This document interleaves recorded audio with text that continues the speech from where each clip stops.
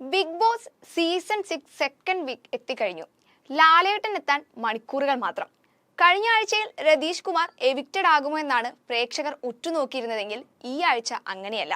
വരി വരിയായാണ് സംഭവങ്ങൾ നീണ്ടുകിടക്കുന്നത്. മെയിൻ സംഭവം ബിഗ് ബോസ് സീസൺ 6 ഇളക്കി മറിച്ച ജാസ്മിൻ തന്നെയാണ്. കഴിഞ്ഞ ദിവസം ബിഗ് ബോസ് ജാസ്മിനെ കൺഫെഷൻ റൂമിലേക്ക് വിളിച്ചു വരുത്തുകയും പിതാവ് ഹൃദയ സംബന്ധമായ അസുഖത്തെ തുടർന്ന് ആശുപത്രിയിലാണെന്ന വിവരം അറിയിക്കുകയും കുടുംബവുമായി സംസാരിക്കാൻ അവസരം നൽകുകയും ചെയ്തിരുന്നു. എന്നാൽ ഈ conversation Bigg Boss live telecast ചെയ്തിരുന്നില്ല.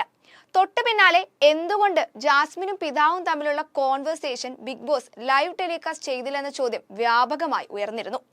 എപ്പിസോഡിൽ കാണിച്ചില്ലെങ്കിലും ലൈവിൽ കാണിക്കാമായിരുന്നെന്നും ഇതിനു മുൻപും സമാന സാഹചര്യത്തിൽ മറ്റ് പല മത്സരാർത്ഥികളുടെയും ഫാമിലി സംസാരിക്കുന്ന ഓഡിയോ ബിഗ് ബോസ് ടെലികാസ്റ്റ് ചെയ്തിരുന്നു.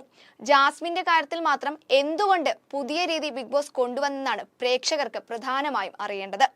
സംഭവത്തിന് പിന്നാലെയുള്ള ജാസ്മിന്റെ മാറ്റം തന്നെയാണ് പ്രേക്ഷകർക്ക് സംശയത്തിനുള്ള വകയൊരുക്കിയത്. ഗബ്രിയുമായുള്ള തന്റെ കണക്ഷൻ പുറത്ത് നെഗറ്റീവായി ബാധിച്ചതുകൊണ്ടാണ് പിതാവിന് അസുഖം വന്നതെന്നാണ് ജാസ്മിൻ പറയുന്നത്. ശേഷം ഇരുവരും തമ്മിൽ ഒരു ഡിസ്റ്റൻസ് കീപ്പ് ചെയ്യുന്നുണ്ട്. ഒരുമിച്ചുള്ള സംസാരവുമെല്ലാം ജാസ്മിൻ അവസാനിപ്പിച്ചിരിക്കുകയാണ്.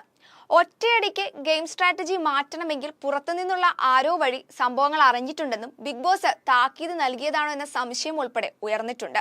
ലാലേട്ടൻ കൃത്യമായി ഇക്കാര്യത്തിൽ മറുപടി പറയുമെന്ന പ്രതീക്ഷയിലാണ് പ്രേക്ഷകരുള്ളത്. അടുത്തതായി റോക്കിയുടെ പ്രോപ്പർട്ടി നശിപ്പിക്കലും ഫിസിക്കൽ അസോൾട്ട് ഭീഷണികളും മോശം പ്രയോഗങ്ങളുമാണ്. ജാസ്മിൻ ഗബ്രി പ്രൊവോക്കിങ്ങിന് പിന്നാലെ വീട്ടിലെ പ്രോപ്പർട്ടി നശിപ്പിച്ചതിൽ ബിഗ് ബോസ് ഒരു വാർണിംഗ് നൽകിയെങ്കിലും ലാലേട്ടൻ വരുന്ന ദിവസം ഇക്കാര്യത്തിൽ എന്ത് തീരുമാനമെടുക്കുമെന്ന് അറിയാനുള്ള ആകാംക്ഷ പ്രേക്ഷകർക്കുണ്ട്. ഒപ്പം ആശാന്റെ മോശം വാക്കുകൾ ലാലേട്ടൻ നിയന്ത്രിപ്പിക്കുമോ എന്നും കണ്ടറിയാം. ഐസ്ക്രീം കഴിച്ചതിന് പിന്നാലെയുള്ള സ്റ്റേറ്റ്മെന്റും മനഃപൂർവ്വമുള്ള പ്രൊവോക്കിംഗും ഒക്കെയായി ചീത്ത കേൾക്കാനുള്ള എല്ലാ വകയും ഗബ്രി നിലവിൽ ഉണ്ടാക്കി വെച്ചിട്ടുണ്ട്. മറ്റൊന്ന് വീടിനുള്ളിലെ വഴക്ക് തന്നെയാണ്. കഴിഞ്ഞ തവണ ലാലേട്ടൻ ഒരു താക്കീത് മത്സരാർത്ഥികൾക്ക് നൽകിയതാണ്. ആ മാറ്റങ്ങളൊന്നും വീടിനുള്ളിൽ കണ്ടിരുന്നുമില്ല. ആസ് യൂഷ്വൽ എന്ന രീതിയിലാണ് വഴക്കും വക്കാണവും മുൻപോട്ട് പോകുന്നത്. ഇതിലും ബിഗ് ബോസ് പുതിയ നടപടി കൈക്കൊള്ളുമോ എന്നും അറിയേണ്ടതുണ്ട്.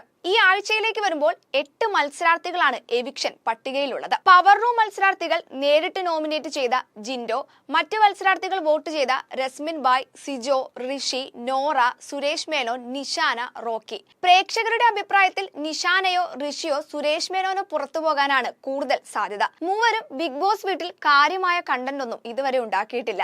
ഋഷി വീടിനുള്ളിൽ ഉണ്ടെന്ന് അറിഞ്ഞത് തന്നെ ജാസ്മിനുമായുള്ള ആ വഴക്കിന് പിന്നാലെയാണ്. നിഷാനയുടെ കാര്യം അതിലും പരിതാപകരമാണ്. ഗെയിമിലായാലും മറ്റുള്ള കാര്യങ്ങളിലായാലും ഒട്ടും ആക്റ്റീവ് അല്ല. കഴിഞ്ഞ ആഴ്ച ഗെയിമിനെ കുറിച്ച് മനസ്സിലാക്കാത്തതിൽ നിഷാനയ്ക്ക് മോഹൻലാലിന്റെ ഭാഗത്തു നിന്നും വിമർശനം നേരിട്ടിരുന്നു. താല്പര്യമില്ലെങ്കിൽ ക്വിറ്റ് ചെയ്തു പോകണമെന്നൊക്കെ പറയണമെങ്കിൽ ഒട്ടും ആക്റ്റീവ് അല്ല എന്ന കാരണം മനസ്സിലാക്കി പറഞ്ഞതാണെന്ന് വളരെ വ്യക്തമാണ്. രതീഷ് കുമാർ പോയതോടെ സുരേഷ് മേനോൻ കാറ്റുപോയ ബലൂൺ പോലെയാണ്. സംഭവം പരസ്പരം വഴക്കാണെങ്കിലും രതീഷ് വഴി സുരേഷ് മേനോൻ സ്ക്രീൻ സ്പേസ് നേടിയിരുന്നു. വല്ലപ്പോഴും സംസാരിച്ചാല എന്ന പോലെയാണ് നിലവിൽ സുരേഷ് മേനോൻ ഉള്ളത്. ബാക്കിയുള്ള 5 പേരും ആക്റ്റീവ് ആയതുകൊണ്ടും കണ്ടന്റ് ഉണ്ടാക്കുന്നത് കൊണ്ടും പുറത്തു പോകാനുള്ള സാധ്യത കുറവാണ്. ഇത്രയൊക്കെ സംഭവങ്ങൾ ബിഗ് ബോസ് ഹൗസിൽ ഉണ്ടായ സ്ഥിതിക്ക് ഇതിലെല്ലാം ലാലേട്ടൻ എന്ത് നടപടിയായിരിക്കും കൈക്കൊള്ളുകയെന്നാണ് ഇനി അറിയേണ്ടത്. ജാസ്മിൻ സ്വയം കിറ്റ് ചെയ്യുമോ എന്നതിനായും പ്രേക്ഷകർ കാത്തിരിക്കുകയാണ്.